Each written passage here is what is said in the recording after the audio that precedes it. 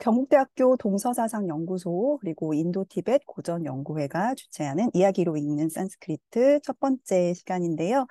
이미 이전 세션 계속해서 참여하신 분들도 계시고 아마 새로 이제 참여하시는 분들도 있을 텐데요. 모두 환영합니다. 본격적으로 우리가 수업에 들어가기 전에 일단은 앞으로의 수업과 관련된 공지를 먼저 알려드리도록 하겠습니다. 이번 수업은 지난 수업들과 약간 차이가 있는데요. 이번 학기부터는 지난 세션까지 진행하던 문법 위주의 수업이 아니라 강독 수업을 진행하게 되었습니다. 그래서 실제로 문헌 강독을 하면서 그때그때 필요한 문법들을 좀 부수적으로 설명하는 방식을 취할 예정입니다. 사실 우리가 지난 문법 강의 때도 짤막짤막한 이야기들을 읽으면서 문법 설명을 겸했었죠. 그래서 그런 방식으로 진행한다고 생각을 해주시면 되겠습니다. 그리고 이번 학기는 아무래도 추석 연휴나 이런 것들 때문에 수업 시작이 다소 늦어진 관계로 기존에 12회로 진행되었던 것이 이번에는 총 10회로 진행이 될 예정입니다. 그래서 우리 모두의 소중한 연말 계획을 지키기 위한 방침이라고 생각을 해주시면 감사하겠습니다. 좀 구체적인 내용을 보도록 할게요. 일단 매주 목요일 7시 반부터 8시 반까지 이제 총 10회 진행이 되는 것을 기본적으로 생각을 하시면 되겠고요. 그리고 또 하나 이제 중요한 변경 사항이 있는데요. 이미 다들 아시고 계시겠지만 우리 수업이 나중에 유튜브에 전부 다 업로드가 되고 있습니다. 기존에는 업로드 시점이 보통 한 수업이 끝나고 나서 이제 조금 지나면은 바로 그 수업이 업로드가 되었는데요. 이번 학기부터는 한 세션의 수업이 완전히 10회까지 종료된 다음에 전체 수업 10회가 한꺼번에 업로드가 될 예정이라고 합니다. 그러니까 실시간 수업을 한번 놓치시면은 해당 회차 수업은 우리가 이제 연말이 되어서야 확인할 수 있는 그런 부분이 있으니까요. 들으실 때 유의하셔서 참여를 해주시면 감사하겠습니다. 자, 그리고 우리 수업이 다들 유튜브에 올라가기 때문에 아무래도 편집 상의 문제점, 그리고 참여자의 초상권, 이런 문제들이 있습니다. 그래서 수업 시간 동안은 반드시 여러분들이 화면을 꺼 주셔야 하고요. 그리고 음소거도 반드시 해 주셔야 한다는 점 또 반드시 기억을 해 주셨으면 하는 바람입니다. 또 이 수강생 분들은 줌에서 모두 이제 신청 당시에 이름으로 변경을 해 주시면 좋겠고요. 그래야 이제 수업 출석을 했는지 안 했는지 이런 것들이 체크가 되겠죠. 아울러서 질문이 있으신 경우에는 그 동서사상연구소 이메일을 통해서 질문을 전달을 해주시면은 그 질문을 취합을 해서 다음 시간에 제가 정리해서 알려드리는 방식으로 그렇게 진행을 하도록 하겠습니다. 자, 그리고 우리 수업을 이제 지원을 해주고 있는 이 연구소와 연구회에 대해서 조금 더 알려드리도록 하겠습니다. 잘 아시겠지만 이 경북대학교 동서사상연구소에서는 뭐 산스크리트어뿐만이 아니라 빨리어나 한문 강독 같이 여러 고전어 관련 수업들을 지원을 해왔는데요. 이미 진행한 수업들은 우리가 유튜브 통해서 확인을 하실 수가 있고요. 그 외에도 또 훌륭한 학자들 많이 초빙을 해서 여러 콜로키움이나 강연 학회들을 진행하고 있습니다. 자, 그리고 또 인도 티벳 고전 연구회에서도 각 학기마다 산스크리트어나 혹은 고전 티베터 강독 수업 신청을 받아서 진행을 하고 있으니까요. 이 양측에서 진행하는 다른 행사와 강독들도 지속적으로 많은 관심 부탁드립니다. 자, 이렇게 해서 이제 기본적인 전달 사항 모두 마쳤고요. 다시 한번 이름 변경해 주시는 점, 그리고 음소거 잘 되었는지, 화면 끄기도 잘 되었는지 다시 한번 확인을 부탁드립니다. 그러면 본격적으로 수업을 진행하도록 하겠습니다. 자, 강의 신청하신 분들은 아마 메일을 통해서 강의 자료들을 모두 받으셨을 겁니다. 이 강의 자료는 매주 우리가 강의 링크를 보내드리면서 함께 보내드리고 있는데요. 우리가 이번에 읽을 문헌은 제목에도 있는 것처럼 히토바데이샤라고 하는 문헌입니다. 사실 지난번에 우리가 문법 강의 진행하면서도 계속해서 이제 쉬운 산스크리트로 되어 있는 이제 초보자를 위한 이 히토바데이샤 이야기는 몇 독지를 읽었어요. 그러니까 인도에서 어떻게 보면 가장 유명한 설화집 가운데 하나라고 생각을 해 주시면 되는데요. 제가 초보자를 위해서 이제 읽을 수 있는 문헌이 무엇일까 고민을 하다가 뭐 어려운 뭐 문헌으로 바로 들어가기보다는 일단은 쉽고 재미있게 이해할 수 있는 이런 이야기들을 함께 읽어보면 좋겠다라는 생각이 들어서 이 히토파데샤라고 하는 문헌을 선택하게 됐습니다. 다만 문장의 구조나 아니면 이제 이 단어 같은 경우에 우리가 지난 시간에 읽었던 그 단순한 문법보다는 조금 더 어려운 형태로 되어 있고, 운문과 산문이 교차적으로 이제 나오고 있습니다. 그래서 우리가 운문도 볼 수 있고, 산문도 함께 볼 수 있는 장점이 있죠. 자, 교재로 선택한 이 에디션 같은 경우에는 굉장히 오래 전에 만들어진 거예요. 지금 19세기, 그러니까 1864년에 출간된 굉장히 오래된 에디션인데요. 잠깐 그 에디션의 형태를 한번 먼저 보도록 할게요. 지금 보시면은 The First Book of the Hitopadesha라고 하면서 이제 산스크리트 텍스트하고 여러 가지 이제 문법적인 분석과 그다음에 영어 이제 번역까지 함께 되어 있다라고 되어 있고 출간 연도가 지금 1864년으로 되어 있죠. 그리고 굉장히 그 유명한 인도학자인 막스 뮬러라고 하는 학자가 이것을 편집을 했습니다. 자, 우리가 이제 바로 읽기 들어가기 전에 이 에디션에 관해서 조금 이해를 해야 되는 부분이 있습니다. 일단 서문은 조금 넘어가도록 하고요. 가장 우리가 눈여겨봐야 될 부분이 일단은 본문에서 기존에 우리가 배웠던 방식과는 조금 다른 부분이 있다라는 것을 여러분들이 숙지를 하고 이것을 읽어야지 도움이 됩니다. 얼핏 봐서는 우리가 배웠던 데바나가리, 그다음에 로만자 표기가 잘 되어 있는 것처럼 보이지만 실제로 우리가 지난번에 배웠던 로만자 표기 방식인 IAST 방식과는 조금 차이가 있어요. 그래서 그 부분 좀 설명을 하고 넘어가도록 하겠습니다.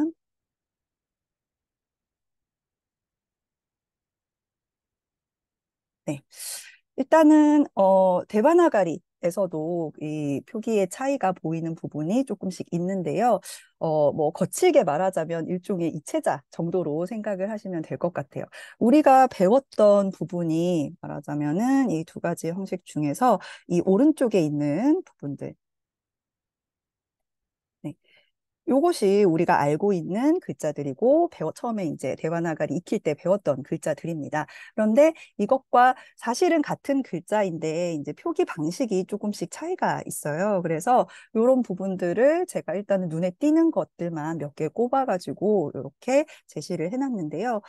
가장 대표적인 것이 이제 단모음 의 경우에는 우리가 알고 있는 것은 바로 이러한 형태이지만 지금 왼쪽에 있는 것처럼 이 에디션에서는 이 약간 조금 이 삼자처럼 생긴 요게 이렇게 오른쪽으로 쫙 들어가서 조금 다른 형태로 되어 있죠. 그래서 이런 식으로 요런 글자가 나왔을 때 이것을 라고 이해를 하고 그것을 로만자로 풀이를 해야 된다는 것이죠.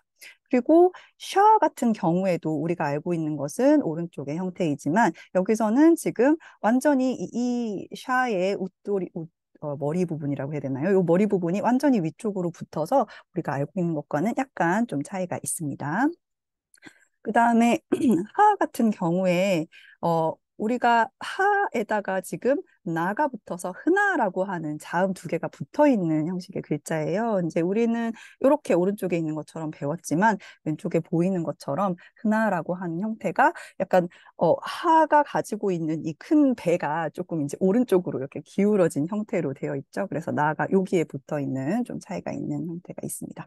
후도 마찬가지죠. 우리는 아래쪽에 지금 우가 붙어 있는 형태를 배웠는데 요거 같은 경우에는 이제 똑같이 아래쪽이지만 약간 이 형태가 조금 이렇게 틀어진 것을 볼 수가 있어요. 그리고 끝뒤 같은 경우에는 큰 차이는 없지만 이 왼쪽에 보이는 이 부분이 붙어 있느냐, 뭐 떨어져 있느냐, 이 정도의 차이가 나타나고 있고요.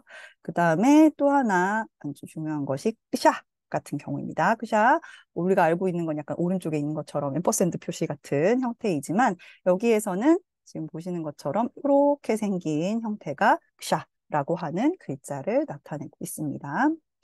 그 다음에 뜨라 같은 경우에도 우리는 이렇게 해서 위쪽 아래쪽 비침이 되어 있는데 이 뜨라도 거의 이제 수평선처럼 되어 있는 것을 확인할 수가 있고요. 라 같은 경우에는 뭐 거의 비슷하기는 합니다만은 이렇게 완전히 이쪽이 그냥 일자로 되어 있는 형태로 되어 있는 차이가 있죠.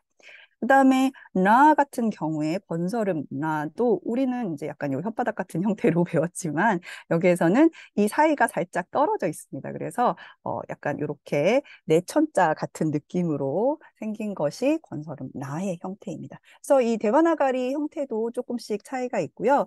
그다음에 로만자 표기 같은 경우에는 그 에디션의 페이지를 지금 제가 여기 적어놨는데요. 8페이지. 를 확인을 해보시면은 여기에서 이 책에서 로만자 표기를 어떠한 기준으로 설정을 했는지가 쭉 표로 나와 있습니다. 그래서 그 표를 확인을 해보시면은 우리가 배웠던 것과 약간은 차이가 있다는 점을 아실 수가 있을 거예요. 다른 것들은 다 괜찮은데 일단 헷갈릴 수 있는 부분을 몇 개 좀 찍어 보도록 할게요. 음,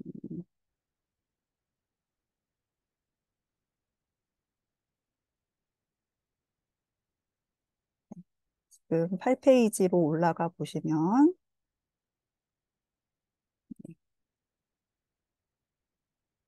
네, 이 부분인데요. 여기 보시면은 지금 이 로마자 표기를 어떻게 했는지 그 기준이 제시가 되어 있어요.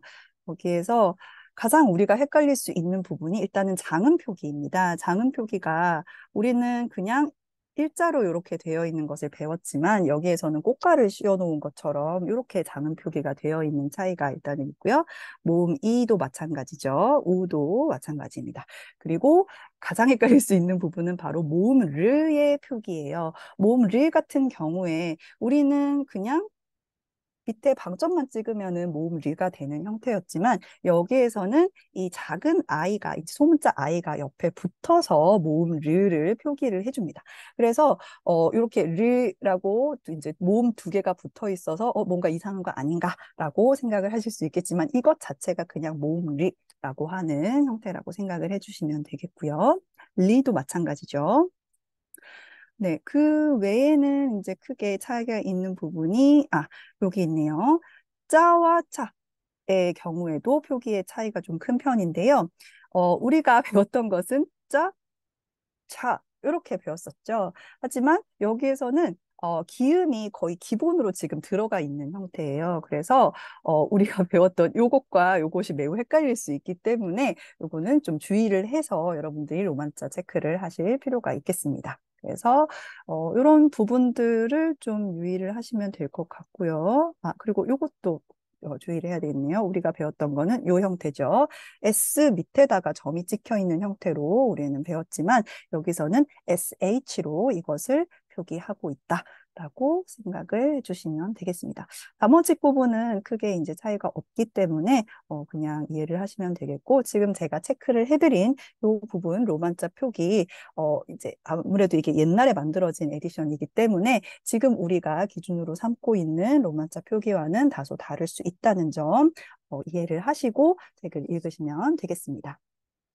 자, 그리고 약호에서도 좀 차이가 있어요. 우리가 수업 시간에 배웠던 약호는 제가 말씀드렸듯이 우리 강의에서만 통용이 되는 그러한 약호였습니다. 그렇기 때문에 에디션마다 사실은 쓰이는 약호들의 차이가 있을 수 있는데 이 책에서는 해당 약호를 이렇게 표기하고 있다라는 부분이 지금 이 표에 보시는 것처럼 나와 있습니다.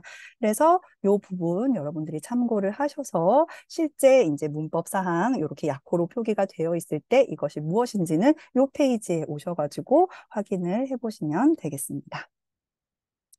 자, 그리고 또 하나 주의를 해야 될 그 표기가 있는데요. 바로 아누스와라와 관련된 표기입니다. 여기서는 지금 거의 3페이지에 걸쳐서 굉장히 길게 이 빠니니의 문법과 함께 설명을 해주고 있는데요.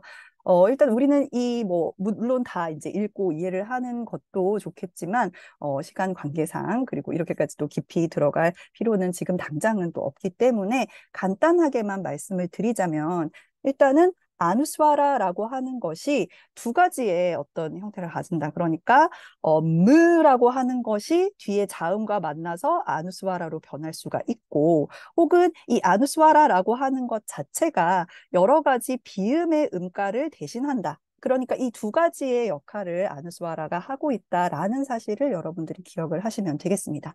그래서 지금 이 에디션에서는 거의 모든 비음의 경우에 이 아누스와라로 표기를 하고 있어요. 그래서 이 해당 비음이 그 마르가의 이제 비음으로 표기되는 대신에 아누스와라로 표기되는 경우가 많기 때문에 그러한 부분이 있을 때 이것을 해당 비음으로 치환을 해서 생각을 하면 되겠습니다.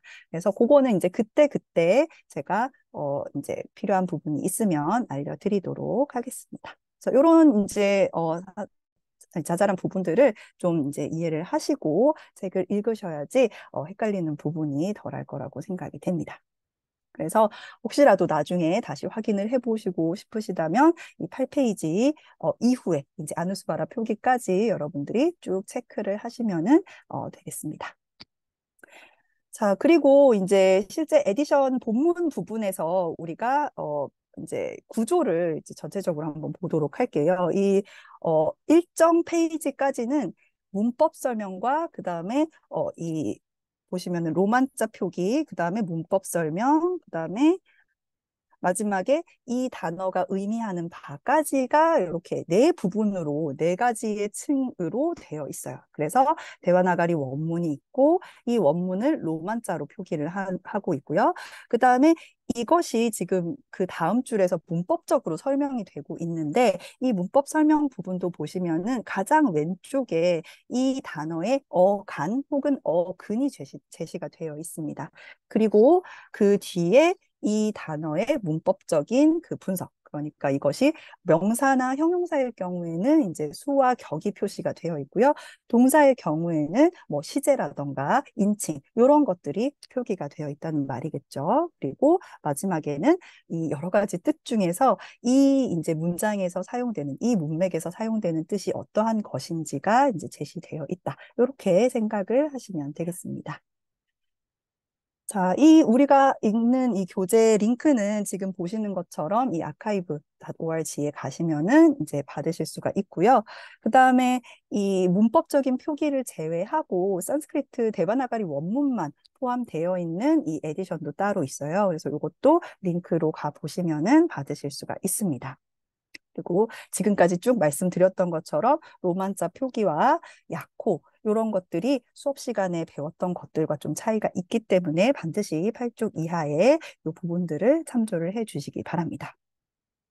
그다음에 이제 동일한 그 히토파데샤의 내용인데요. 히토파데샤가 총 이제 그 네 부분으로 구성이 되어 있습니다. 그래서 우리가 지금 이번 학기에 아마 다 읽지는 못할 겁니다. 거의 도입부 부분만 읽으면은 아마 한 학기가 끝나게 될 것 같기는 하지만 일단은 1, 2, 3, 4 중에 1권에 해당되는 부분만 지금 우리가 보는 에디션에 포함이 되어 있어요. 그래서 2, 3, 4권의 경우에는 지금 보시는 요 링크를 가시면은 바로 뒷부분 에디션도 확인을 해 보실 수가 있습니다. 자, 그리고 번역과 관련해서 여러분들이 좀 참고하실 수 있을 법한 번역과 관련된 서지사항 제가 적어놨는데요. 일단은 영어 번역, 지금 좀 오래된 것부터 제가 순서대로 가장 최근에 이제 나온 것이 그 클레이 산스크리트 시리즈에서 나온 번역입니다. 근데 이 클레이 시리즈 같은 경우에도 이 로만자 그 표기 방식이 또 우리가 배운 것과는 약간 다를 수가 있습니다. 그것도 그 책의 앞부분에 가면은 이 로만자 표기의 기준이 어떻다라는 것을 설명을 해놨기 때문에 그런 부분 참고해서 읽으시면 되겠고요. 그 다음에 감사하게도 한글 번역이 또 있습니다. 이지수 교수님이 번역하셨던 이히토파데샤 인도의 지혜라고 하는 책이 출간이 되어 있으니까요. 혹시라도 이제 내용이 또 뒷부분이 더 궁금하신 분들은 요 한글 번역 참조하시면 되겠습니다.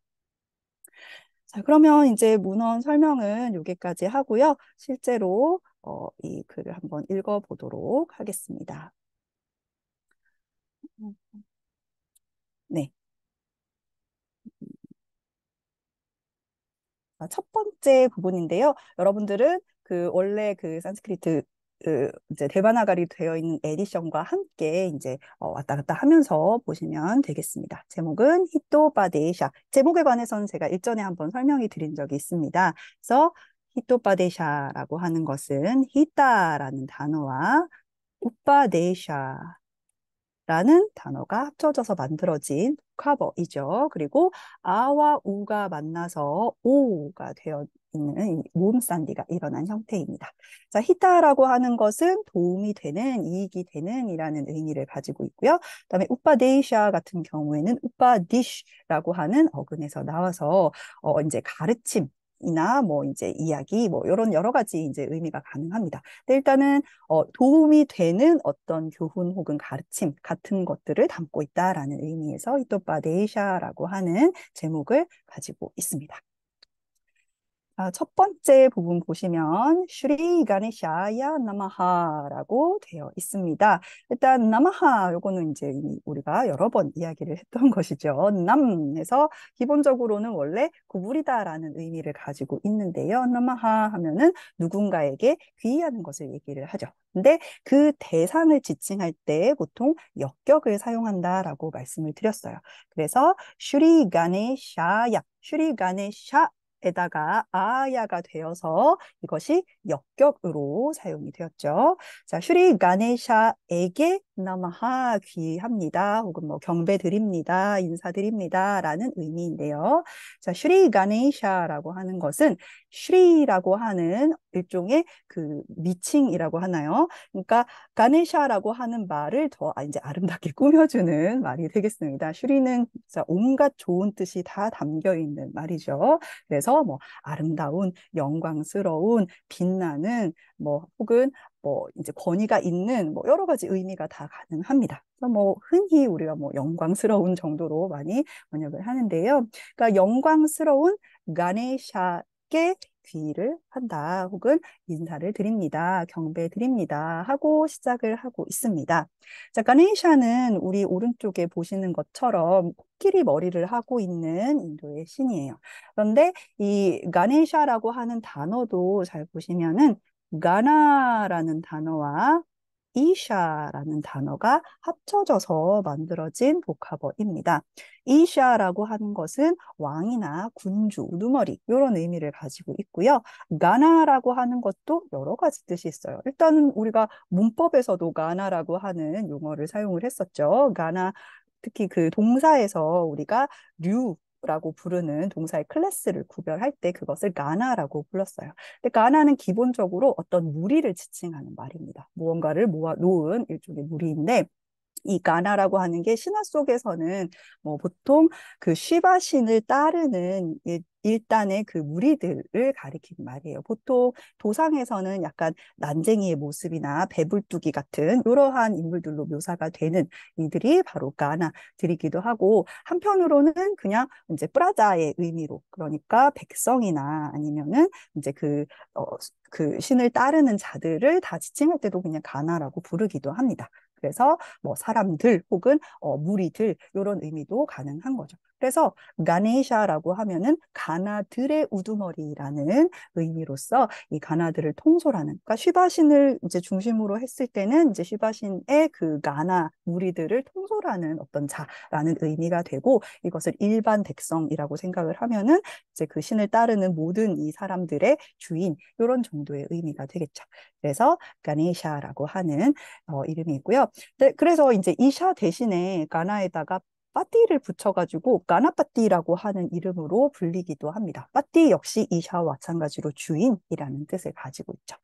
자, 아무튼 그래서 이 가네샤라고 하는 이 신은 보통 문헌 시작에서 흔히 많이 이렇게 경배를 드리는 신이에요. 왜냐하면은 가네샤가 담당하고 있는 혹은 관장하고 있는 영역 중에 바로 이 학문과 관련된 부분이 있기 때문이기도 한데요. 근데 꼭 학문뿐만이 아니라 이 가네샤가 하는 역할 중에 가장 큰 혹은 사람들에게 가장 이제 이 의미가 있는 부분 중에 하나가 어떠한 목적을 달성하기 위해서 어떤 일을 시작했을 때, 착수를 했을 때 그 목적에 이르기까지 우리를 막고 있는 장애물을 다 없애주는 역할을 바로 이 가네샤 신이 해준다고 믿고 있기 때문입니다. 그래서 많은 문헌들의 경우에 본인이 뭐 가네샤의 신봉자든 아니든 뭐 상관없이 일단은 가네샤를 연호하고 시작하는 경우가 상당히 많다라는 점을 일단은 알려드리도록 하겠습니다. 그래서 슈리 가네샤야 나마하 해가지고 이제 본격적인 그 문헌을 시작하기 전에 가네샤 신에게 먼저 인사를 드리는 구절이 등장을 했고요.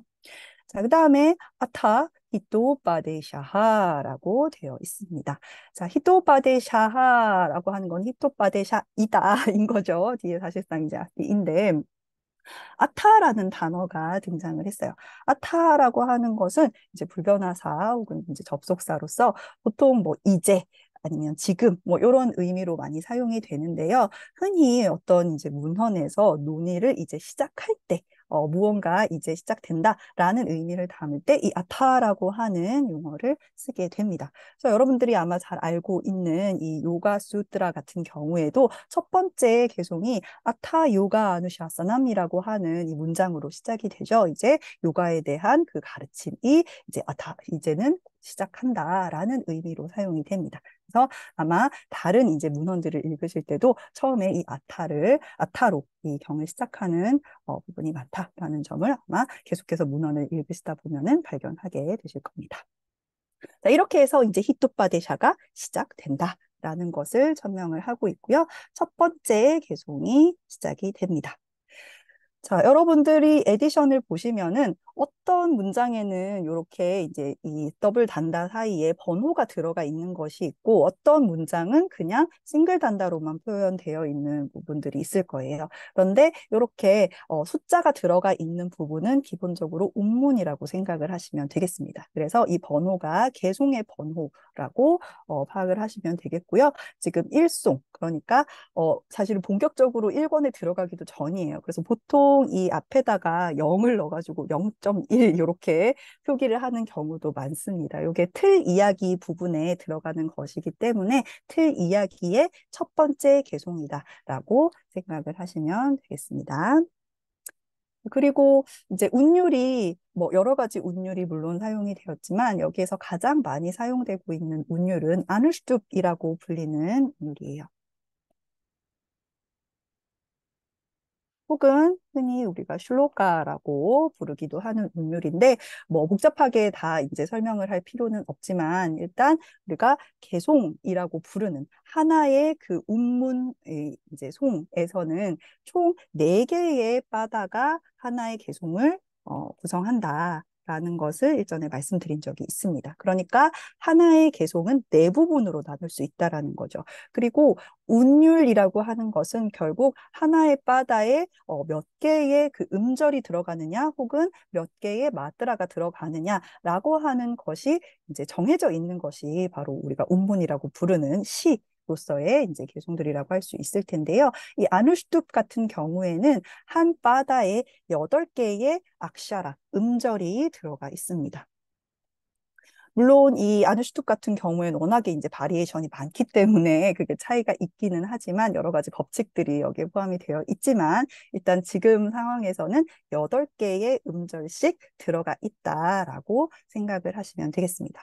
근데 이 악샤라, 음절이라고 하는 것은 우리가 하나의 이제 모음과 자음과 모음 혹은 이제 모음을 기준으로 했을 때 모음이 하나 들어가 있는 이 형태, 이제 발음을 할 수 있는 가장 이제 최소 단위라고 생각을 하시면 되겠습니다. 그래서 지금 요 개송으로 우리가 파악을 해보면은 자, sit, di, sa, die, sa, dam, as, do 해가지고 1, 2, 3, 4, 5, 6, 7, 8 해가지고 첫 번째 바다이고요. 그 다음에 프라사, 다시아, 두르자리히 해가지고 하나, 둘, 셋, 넷, 다섯, 여섯, 일곱, 여덟 개. 또 이것이 두 번째 바다. 그다음에 자나비베나레케와 해가지고 이것도 하나, 둘, 셋, 넷, 다섯, 여섯, 일곱, 여덟 개죠. 세 번째 바다가 되고요. 얀무르니 샤시나가라 해가지고 이것도 네 번째 바다. 그러니까 전부 다 8개의 음절이 들어가 있는 것을 우리가 확인을 할 수가 있죠. 자, 이런 식으로 이제 하나의 개송은 명확하게 이제 운율에 맞추어서 작성이 되어 있고요. 이제 읽을 때도 보통 우리가 이제 음을 이제 넣어가지고 약간 리드미컬하게 읽을 수가 있는데요. 제가 일단은 예로 한번 읽어보도록 하겠습니다. sit, Sati satye satamastu prasada tasya durjate jahnavi pena lekeva 얀물니 샤시나 깔라 이런 식으로 이렇게 바다별로 8개씩 음절이 들어가 있어서 아주 리드미컬하게 이 하나의 개송이 이제 딱 읽어질 수 있다라는 것을 우리가 파악을 할 수가 있죠.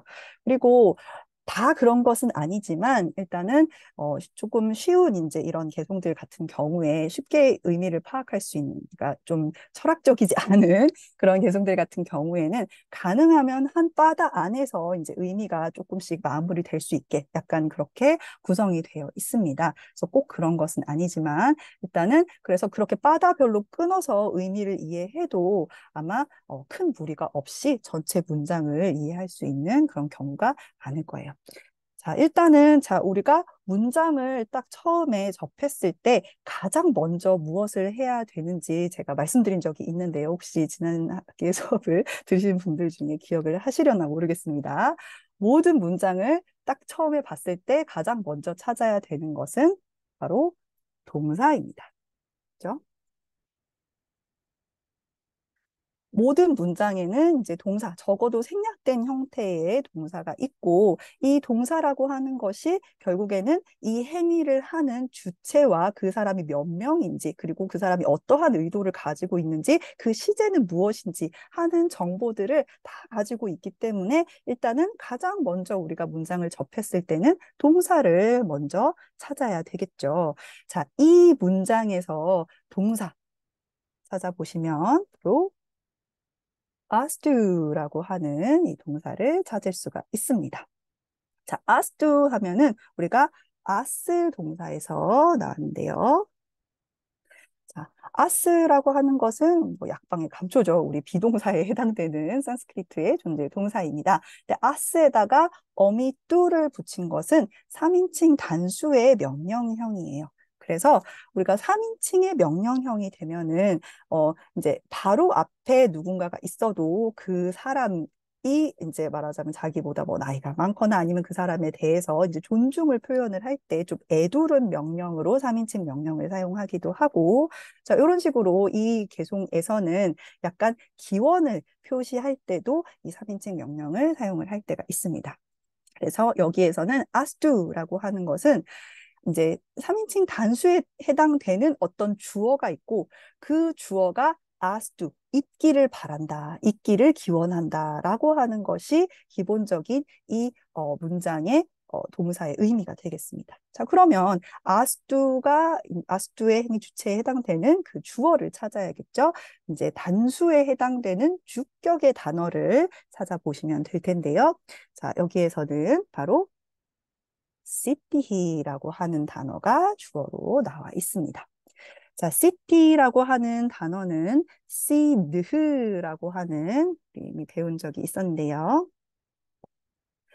요 동사에서 나왔습니다. 시드흐, 시티아티라고 하는 이제 무언가를 이루다, 성취하다. 라고 하는 의미를 가진 동사에서 파생된 여성 명사죠. 그래서 성취 혹은 무언가 성공, 뭐 아니면 보통 논리학에서는 뭐 논리가 성립할 때도 이 city를 사용을 하는데요. 자, 그래서 city as do라고 하는 것이 이 문장의 주어와 동사가 되겠습니다. city가 있기를 바란다. 성취가 있기를 바란다라고 하는 것이 이 문장 전체의 주어와 동사가 되겠습니다. 자, 그런데 이 성취가 있기를 바라는데 이 성취가 누구의 것이냐 하는 부분이 있겠죠. 누구에게 그 성취가 있기를 바라느냐라는 것이 바로 이 사담이라고 하는 단어에 나와 있는데요. 그래서 사담 시티 아스두가 되겠죠. 사담이라고 하는 것은 사트라고 하는 이 단어에서 나왔습니다. 사트라고 하는 거는 우리가 보통 이제 존재하는 것, 그러니까 똑같이 아스에서 나온 단어이기는 한데요. 무언가가 존재하는 것을 나타내기도 하고, 한편으로 존재한다라고 하는 것 자체가 말하자면 올바르게 무언가가 이루어져 있다라는 의미에서 선한 것을 나타내기도 합니다. 그리고 선한 사람을 나타낼 때도 이 사트라고 하는 표현을 쓰죠. 그래서 사트라고 하는 단어의 복수 속격 형태가 바로 사담이라고 하는 단어가 됩니다. 자, 복수 속격이니까 어떻게 되겠습니까? 선한 사람들의 시티히 성취가 아스두 있기를 바란다라는 것이 또 이 문장의 의미가 되겠죠. 선한 사람들의 성취가 있기를 바란다. 자, 그런데 그 지금 남은 부분이 너무 많아요. 사실 이것만 해도 말은 되는데요. 이것을 제외한 남은 단어들이 너무 많습니다. 자, 그런데 이 선한 사람들의 성취가 어떻게 이루어지는가 하는 부분이 어떻게 보면 남은 부분에 해당되는 말이에요. 자, 지금 보시면은 두 번째 바다 먼저 보도록 할게요. 자, 따시아 두르자테히 플러스 나뜨 요 이제 순서로 되어 있는데 이 따시아라고 하는 것 여러분 기억나시나요? 따드 3인칭, 인칭 대명사 혹은 지시 대명사에 해당되는 단어입니다. 자, 그리고 잘 보시면은 세 번째, 네 번째 바다에 보시면 이안 무르드니 샤시나하라고 되어 있어요. 그런데 이안 무르드니라고 하는 것은 사실 과거 형태인데요. 이안이라고 하는 거는 지금 이야드에서 나왔습니다. 정확히는 야뜨라고 하는 형태겠죠. 그래서 무르드니의 무와 만났기 때문에 이것이 그냥 느라고 하는 형태로 변한 것이죠. 산디에 의해서요. 자, 야뜨는 우리가 따드와 호응을 하는 관계 대명사입니다. 그래서 이 전체 그 문장의 그 구조는 관계절로 되어 있다라는 것을 우리가 또 확인을 할 수가 있어요. 그래서 야뜨가 표시하고 있는 어떤 사람이 있고 따스야 바로 그 사람의 브라사다뜨 자 브라사다라고 하면은 보통 은총이라는 의미 은총이나 은혜 무언가 호의를 베푸는 것을 얘기를 합니다. 그리고 브라사다에서 장음의 뜻 이렇게 하면은 우리가 단수 탈격 형태였죠. 그래서 그 사람의 브라사다를 통해서 그 사람의 브라사다로 인해서 이 선한 사람들의 성취가 있기를 바란다. 이렇게 되는 거죠. 그러니까 이 선한 사람들의 성취가 그냥 혼자서 있는 것이 아니라 어떤 사람의 그 브라사다를 통해서 얻어질 수 있는 것이다라고 얘기를 하고 있는 겁니다. 자, 그러면 그 사람이 누군지에 대해서는 우리가 야뜻가 의미하는 게 뭔지를 봐야 되겠죠. 자, 일단은 야트, 야트 무르드니라고 하는 것이 복합어로 되어 있으니까 이 사람의 무르단에 뭐가 있다라는 의미예요. 자, 무르단이라고 하는 단어는, 어, 네, 무르단, 정수리, 머리, 또 이제 이 사람의 신체에서 가장 꼭대기 부분을 의미합니다. 그런데 이 무르단에서 우리 무르드니가 되면은 단수 척격 형태가 돼요. 그래서 그 사람의 그 머리 꼭대기에 무언가가 있다. 그런데 뭐가 있냐면은 샤시나하 깔라가 있다라고 얘기를 하고 있습니다. 자, 샤신이라는 단어 먼저 보시면요. 샤신이라고 하는 거는 샤샤를 가지고 있는 자, 인이라고 하는 이 전미사가 붙어 있으면 보통 어떤 것을 지니고 있는 소유한 이런 의미를 가진 단어가 되죠. 그래서 샤샤, 즉 토끼를 지닌 자인데 우리도 토끼가 이제 달에 있는 것으로 많이 얘기를 하는데 사실 이 이야기 연원을 거슬러 올라가 보면은 샤샤 자타카 혹은 빨리어로는 싸싸 자타카라고 불리는 그 유명한 이야기가 있습니다. 그래서 토끼의 선행 때문에 이 토끼가 달에 가서 살게 되는 이야기가 있는데요. 그래서 인도에서도 똑같이 이 샤샤를 지니고 있는 자, 토끼의 어떤 상징을 가진 자라고 하는 것은 바로 달을 가리키는 단어가 됩니다. 자, 그래서 샤신에서 샤신나하가 되었기 때문에 단수 속격 형태예요. 그래서 샤신나하, 달의 깔라가 그의 머리에 있는 사람을 가리키는 거죠.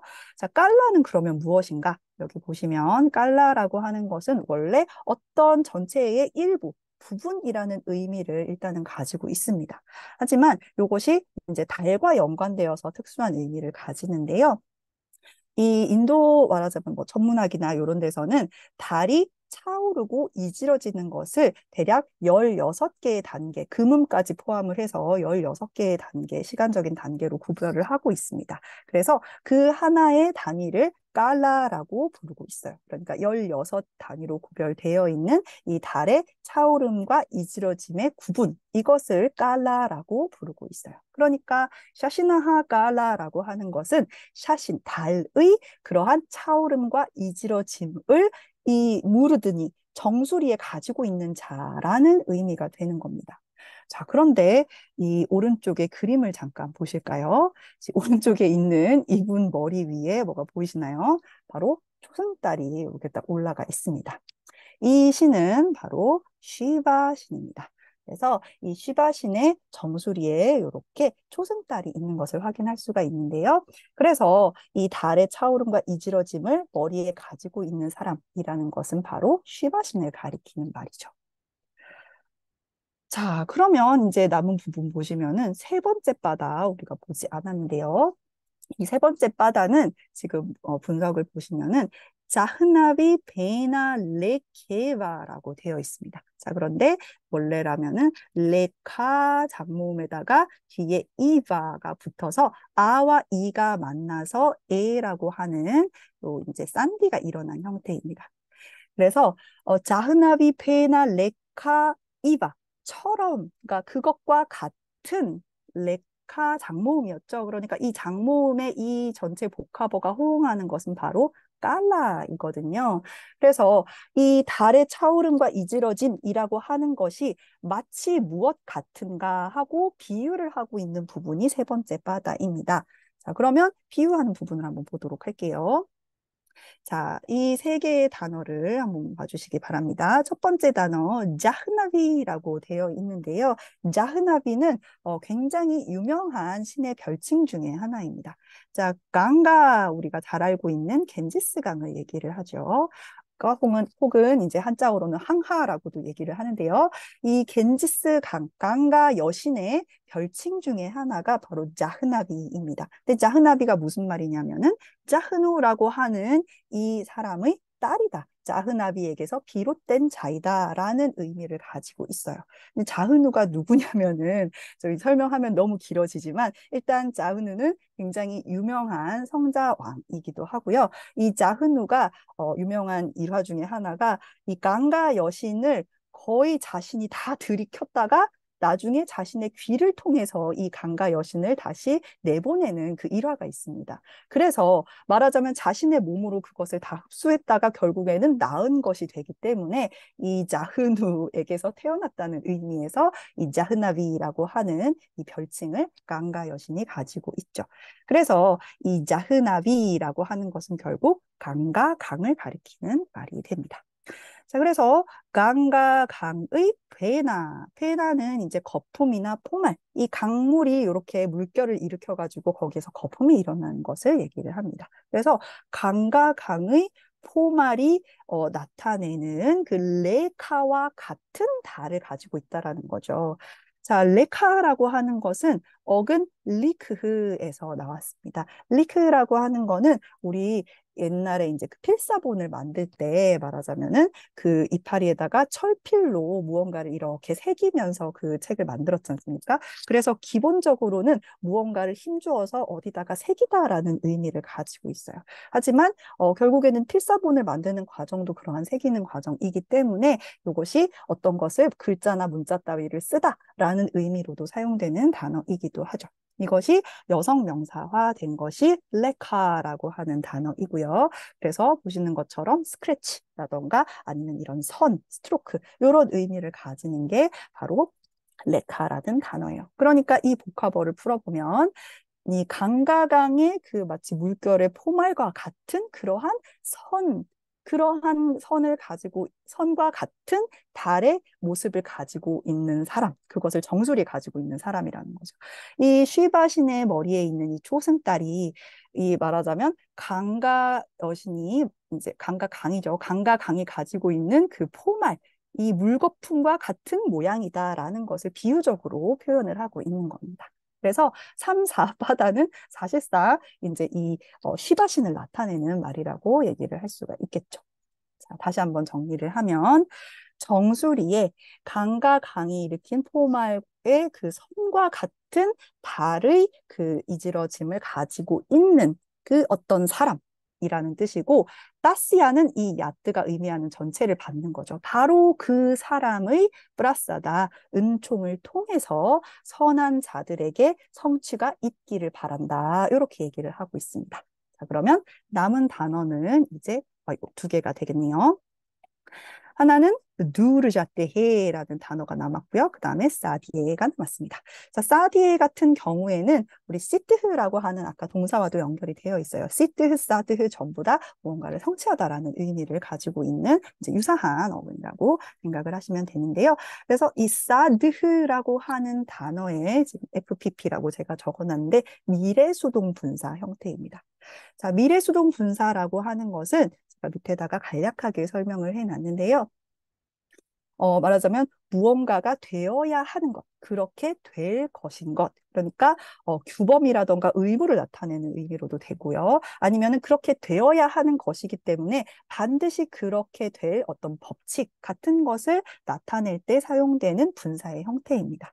그리고 이 미래수동 분사를 만들 때는 보통 어근에다가 야, 그러니까 어근의 종류에 따라서 뜨가 첨가되기도 하고요. 그 다음에 따비아라는 어미가 붙기도 해요. 요거는 이제 이가 들어갔다 마치기도 하고요. 그 다음에 아니야. 요 세 가지 종류의 전미사를 뒤에 붙여서 미래수동 분사의 어간 형태가 만들어집니다. 그리고 보시는 것처럼 가장 마지막에 전부 다 단모음으로 끝나고 있죠. 형용사의 형태로 활용이 됩니다.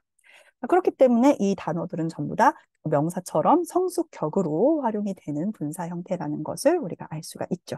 그리고 모든 어근들이 그러한 것은 아니지만 한 개의 어근이 이 여러 개의 전미사를 다 이제 써가지고 여러 형태의 미래수동 분사를 만들 수가 있습니다. 예컨대 끄리 같은 동사의 경우에는 지금 이 미래수동 분사의 명칭과 마찬가지로 끄리띠아라고 하는 형태가 미래수동 분사가 될 수 있는데요. 요거는 까르타비아라고 하는 형태로도 쓰입니다. 그러니까 이 경우에는 따브야가 붙어가지고 미래수동 분사가 된 거죠. 그러니까 끓이라고 하는 하나의 동사가 끓띠아라고 하는 미래수동 분사도 만들고 까르타비아라고 하는 미래수동 분사도 만들 수가 있는 거예요.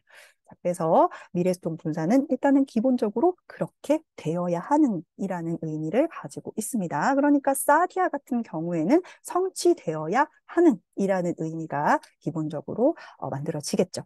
자, 그런데 사디아에서 사디에라고 하는 형태가 되었어요. 자, 아로 끝나는 명사의 경우에 에가 되면은 특히 남성 명사의 경우에는 우리가 척격, 중성 명사도 마찬가지죠. 척격 형태가 바로 에가 되는 거죠. 그러니까 어떤 사람이 무언가를 성취를 하는데 그 목적이 아무 때나 되는 것이 아니라 사디에, 그러니까 그것이 반드시 성취되어야 하는 어떠한 적절한 때, 그때에 시티히 아스투, 그러한 성취가 있기를 바란다라는 의미가 되는 것입니다. 그리고 그러한 성취는 누구로부터 오는 것이냐면은 이 머리에 이 달의 차오름과 이지러짐이 있는 그분의 그 프라사다, 은총을 통해서 이루어지는 거죠. 그리고 그분의 별칭이 하나 더 등장하는데 그것이 바로 두르자띠입니다. 자, 두르자떼해는 두르자띠라고 하는 단어의 단수 속격 형태예요. 그러니까 따스야와 동일한 성수격을 가지는 거죠. 같은 사람을 가리킨다는 것을 우리가 알 수가 있습니다. 그러니까 이제 그 보통 이런 식으로 이제 번역이 되는데요.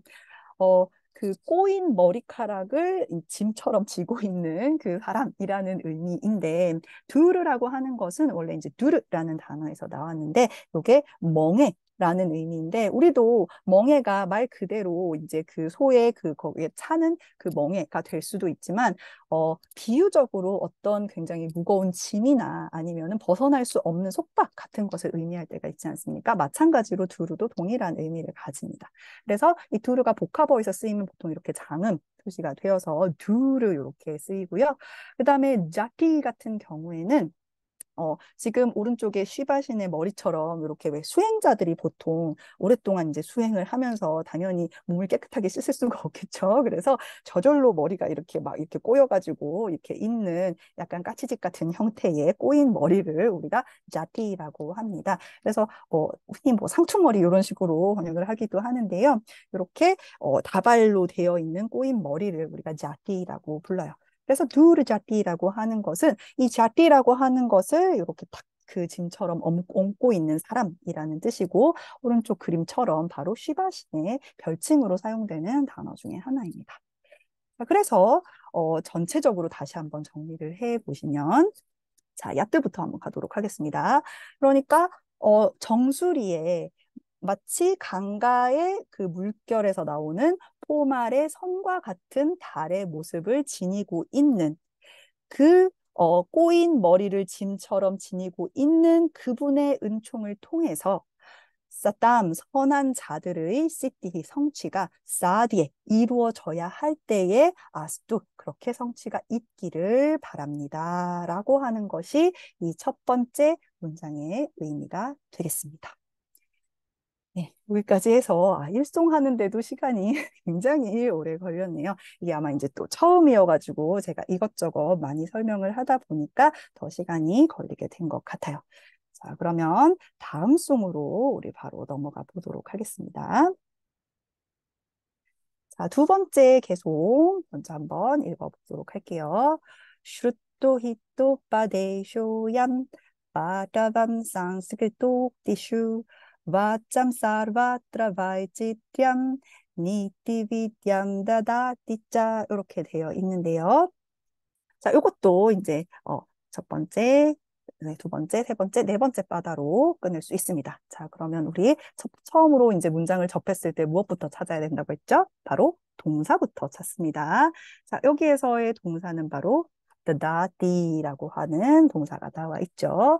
다다띠는 지금 제가 아래쪽에 표를 그려 놓은 것처럼 주다라고 하는 동사의 현재형입니다. 그래서 가장 기본적인 3인칭 단수 형태를 보시면은 다다띠라고 되어 있죠. 그래서 3인칭 단수인 어떤 사람 혹은 어떤 것이 준다라는 의미입니다. 그런데 무엇을 주느냐? 보통 준다, 무엇을 준다이기 때문에 목적격에 해당되는 것들이 이제 주는 이제 목적어가 되겠죠. 그리고 주어 같은 경우에는 주격 단어를 찾아보시면 되겠습니다. 자, 지금 보시면은 주격에 해당되는 단어가 여기에 이렇게 나와 있습니다.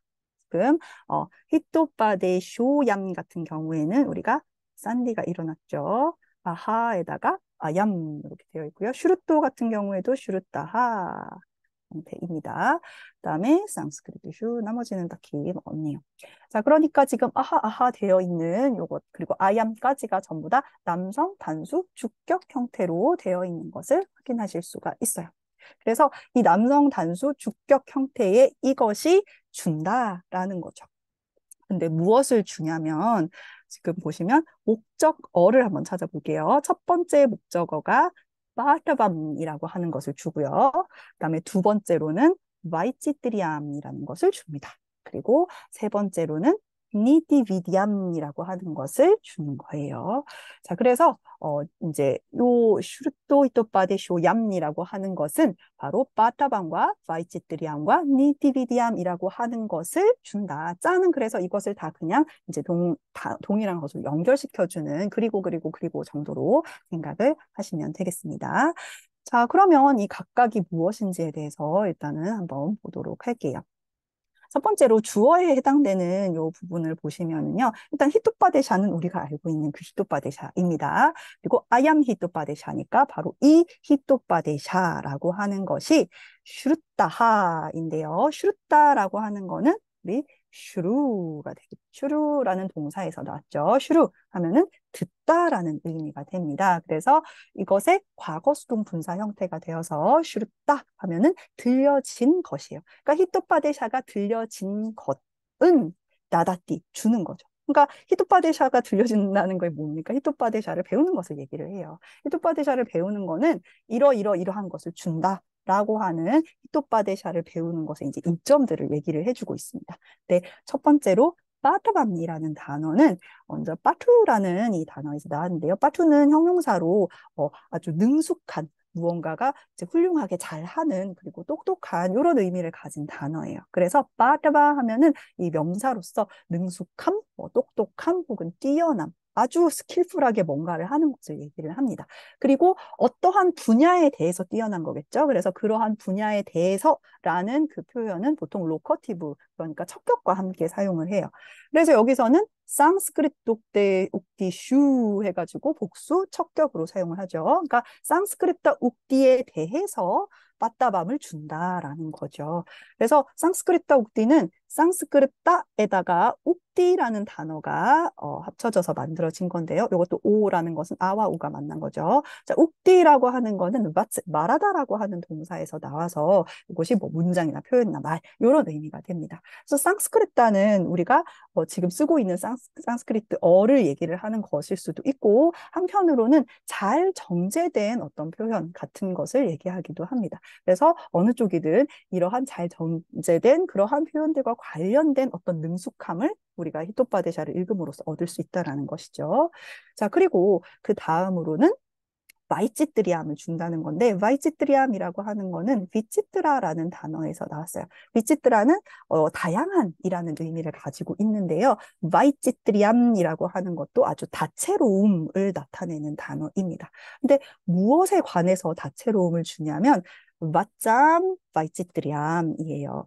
왓짬에서 간에 해당되는 단어는 바로 바즈라고 하는 여성 명사인데요. 이것도 아까 욱디처럼 바즈라는 어근에서 나왔어요. 말하다. 그래서 이 바즈라는 말도 단어나 구절이나 말, 이러한 의미를 가지게 됩니다. 그래서 말들과 관련된 어떤 다채로움을 말하자면 준다라는 것이죠. 그런데 이것이 영역을 막론하는 모든 영역에서 라는 의미가 돼요. 그래서 모든 분야에 대해서 사르바트라라고 하는 거는 사르바라는 단어와 뜨라라는 접사가 만나서 만들어졌습니다. 뜨라라고 하는 것은 보통 척격형 접사가 돼요. 그래서 모든 장소가 될 수도 있고 모든 곳에라는 의미도 되는데 여기에서는 그 말이 사용될 수 있는 어떤 분야나 혹은 상황을 얘기하는 것이겠죠. 그래서 어떠한 상황에서도 그 말들에 대한 혹은 어떠한 분야에서도 그 말들에 대한 어떤 다채로움 같은 것을 우리가 히토파데샤를 통해서 익힐 수 있다라는 거예요. 이것이 두 번째